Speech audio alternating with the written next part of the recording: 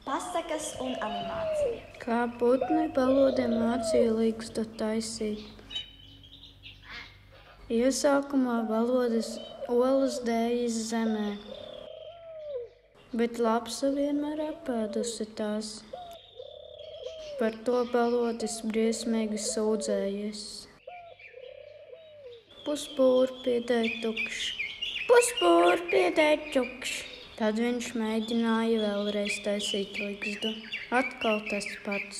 Puspūri piedēja tukšs. Lai tā vairs negadītos, kā lapsa apēd olas, balodis aicināja citus putnus, lai iemāca viņam ligzdu taisīt. Tomēr kas noticis? Citi putni rāda, bet balodis tik saka protu, un putni aizlidojuši.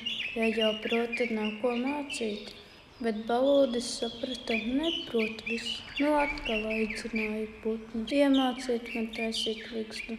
Bet kā putni atkal sāk mācīt, balodis saka protu. Ko tur darīt, lidojuši prom? Ja neprot, tad neprot.